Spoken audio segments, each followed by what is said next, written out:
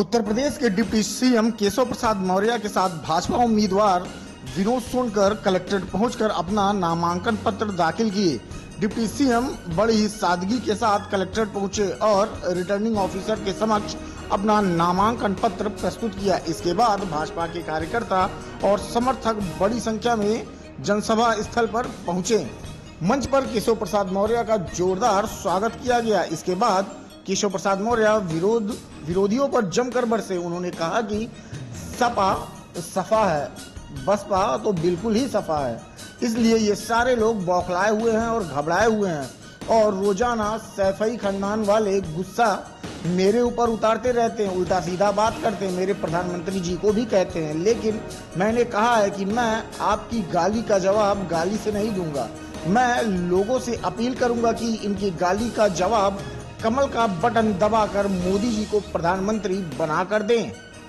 Samajwadi party के उन्होंने आगे बताया कि एक नेता हैं, उनकी बेटी या भतीजी कोई है मैं नहीं जानता, लेकिन उसने कहा है कि अब वोट का जिहाद करो। पहले लव जिहाद करते थे, लड़कियों को फंसाते थे, फिर जमीन जिहाद करते थे, फिर जमीन कब्जा करते थे, अब कह रहे हैं वोट का जिहाद करो। मैं उनको कहना चाहता हूं, इस देश में प्रधानमंत्री नरेंद्र मोदी के नेतृत्व में विकास का संकल्प ले लिया है।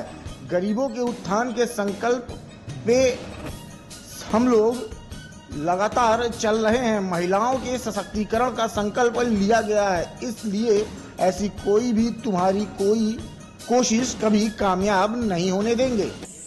2019 में मोदी जी की आंधी थी, लेकिन 2024 में मोदी जी के नाम का तूफान है, सुनामी है। इसे बड़े अंतर से कौशाम्बी सहित हम लोग सभी लोकसभा सीटें जीते। आतिशी जी का बयान आया है कि इस बार का चुनाव जिस प्रकार वो निष्पक्ष नहीं करा रहे, उस प्रकार से लगता है कि पाकिस्तान का चुनाव होगा। वो बहुत देर की बात हो गई, आप बहुत देर में सवाल कर रहे हो, तो पहले बोली थी। सर, राहुल गांधी ने ट्वीट करके कहा कि आरक्षण खत्म करने वाली टीम के सरगना है नरेंद्र मोदी जी के पिताजी नहीं खत्म कर पाए, उनकी दादी जी नहीं खत्म कर पाई, उनके दादी जी के पिताजी नहीं कर पाए, तो अब नरेंद्र मोदी जी के रहते हुए कोई आरक्षण खत्म नहीं कर सकता। हम सब बाबा साहब भीमराव अंबेडकर के अनुयायी हैं। संविधान को साक्षी मान करके शपथ लेकर के देश प्रदेश को चला रहे हैं। कोविड शील्ड को लेकर के 4 जून को 4 बजे 400 पार के साथ फिर मोदी सरकार के साथ एक नया भारत बनकर के खड़ा होगा। सर, अखिलेश यादव कह रहे बीजेपी का नारा ही 400 हारा है। एक साइड हो जाइए।